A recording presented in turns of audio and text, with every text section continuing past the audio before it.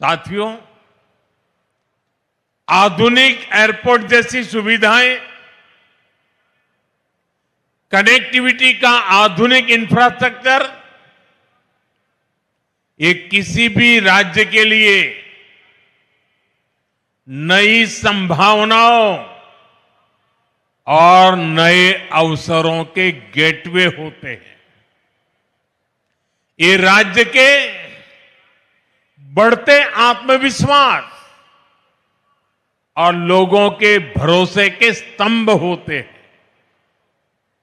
आप भी जब देखते हैं कि असम में इतने शानदार हाईवे बन रहे हैं, एयरपोर्ट बन रहे हैं, तो आप भी कहते हैं अब जाकर असम के साथ न्याय होना शुरू हुआ है। वरना साथियों, कांग्रेस की सरकारों के लिए असम और पूर्वोत्तर का विकास उनके एजेंडे में ही नहीं था। कांग्रेस की सरकारें और उनमें बैठे लोग कहते थे, असम और पूर्वोत्तर में जाता ही कौन है। कांग्रेस कहती थी, असम को, पूर्वोत्तर को आधुनिक एयरपोर्ट की, हाईवेज और बेहतर रेलवेज की जरूरत क्या है। इसी सोच की वजह से कांग्रेस ने दशकों तक इस पूरे क्षेत्र की उपेक्षा की। साथियों, कांग्रेस 6-7 दशक तक जो गलतियां करती रही और मोदी एक एक करके उसको सुधार रहा है। मोदी कहता है, कांग्रेस वाले नॉर्थ ईस्ट जाएं या न जाएं, मुझे तो नॉर्थ ईस्ट और असम आते ही अपने लोगों के बीच होने का एहसास होता है।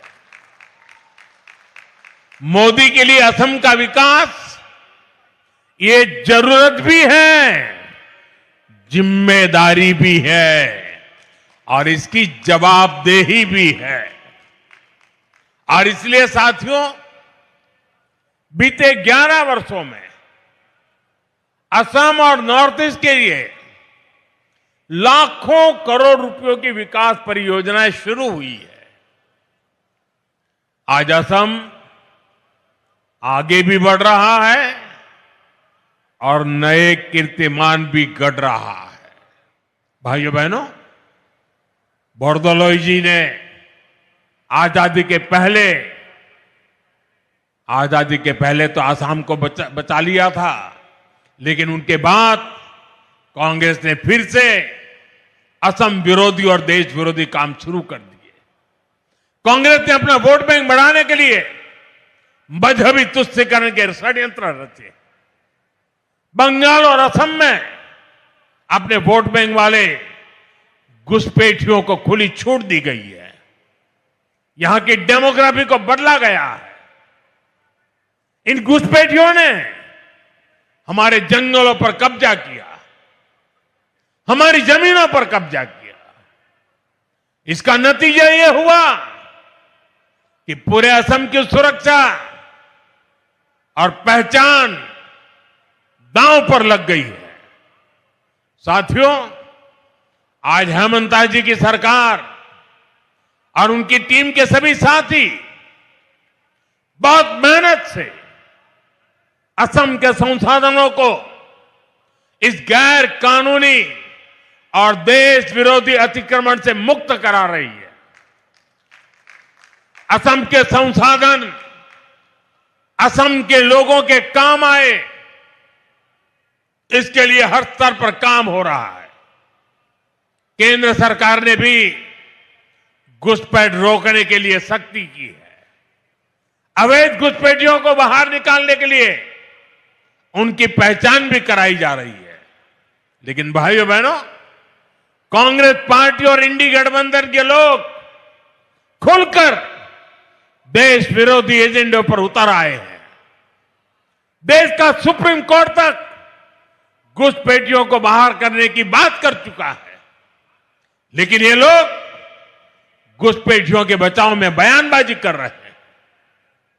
इनके वकील कोर्ट में घुसपैठियों को बचाने की पैरवी कर रहे हैं।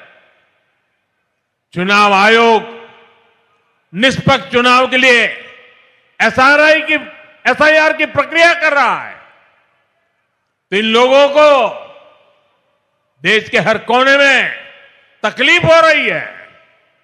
ऐसे लोग असमिया भाई बहनों के हितों को नहीं बचाएंगे।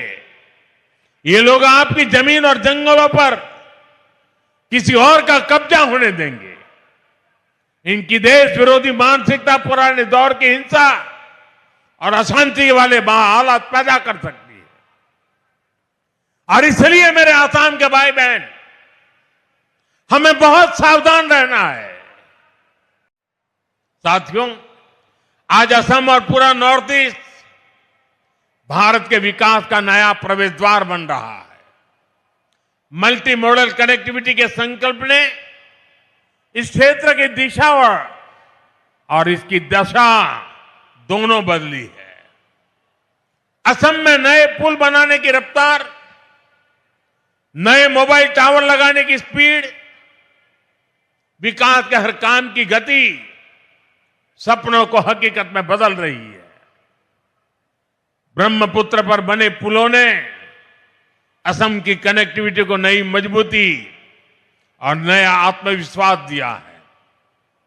आजादी के बाद के 6-7 दशक में यहां केवल 3 बड़े पुल बन पाए थे, लेकिन पिछले 1 दशक में 4 नए मेगा ब्रिज पूरे किए गए हैं।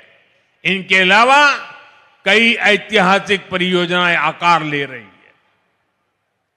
बोगीबील और ढोला सदिया जैसे सबसे लंबे पुलों ने असम को रणनीतिक रूप से और अधिक सशक्त बना दिया है।